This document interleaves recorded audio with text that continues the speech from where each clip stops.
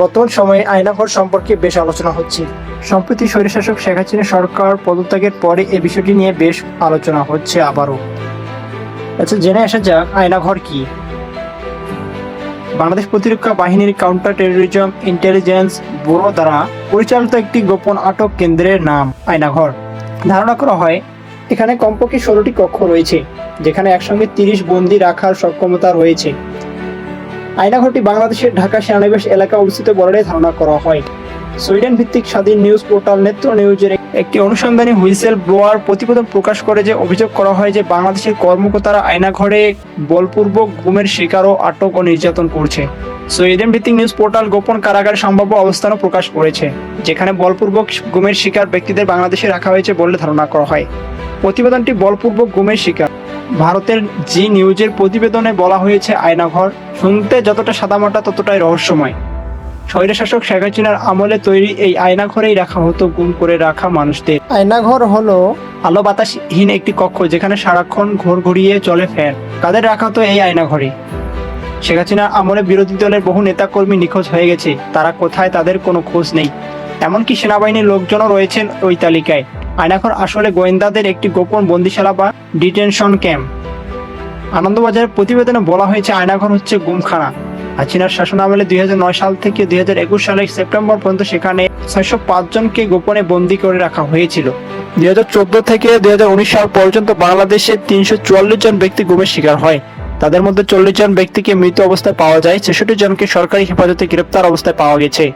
আইন ও সালিশ কেন্দ্রের তথ্য মতে 203 জন এখনো গুম রয়েছেন।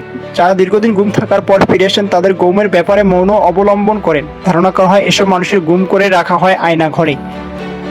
আয়নাঘরে যারা বন্দী থেকেছেন তাদের মধ্যে রয়েছে নর্থ সাউথ বিশ্ববিদ্যালয়ের সাবেক অধ্যাপক ও শিক্ষাবিদ মোবাশ্বের হাসান, সাবেক রাষ্ট্রদূত মারুফ হাসান, ব্যবসায়ী অনিরুদ্ধ কুমার রায়, বাংলাদেশ জামায়াতে ইসলামী নেতা মীর কাসেম আলীর ছেলে মীর আহমদ বিন কাসেম, সাবেক সামরিক জেনারেল এবং জামায়াতে ইসলামী নেতা গোলাম আজমের ছেলে আব্দুল্লাহিল আমান আজমি, পার্বত্য চট্টগ্রামের রাজনৈতিক সংগঠন ইউপিডিএফ এর মুখপাত্র মাইকেল চাকমা।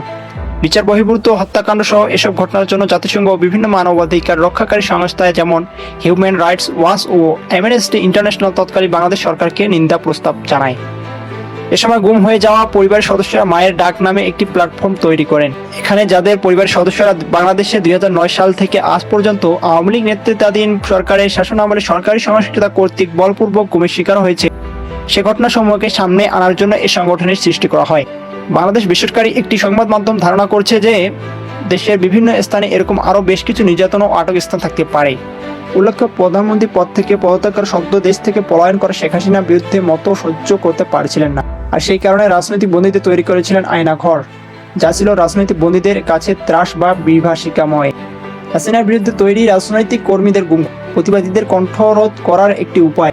সারা দেশে ডিজিএফআই এর 23টি গোপন আটক কেন্দ্র রয়েছে, যার মধ্যে কয়েকটি ঢাকায় রয়েছে। রিপোর্ট অনুযায়ী আয়নাঘর থেকে খুব কম বন্দী মুক্তি পেয়েছে, তবে কিছু বন্দীকে দীর্ঘ বিচার প্রক্রিয়ার মাধ্যমে মুক্তি দেওয়া হয়। অনেকেই আবার এনকাউন্টার শিকার হয়েছেন।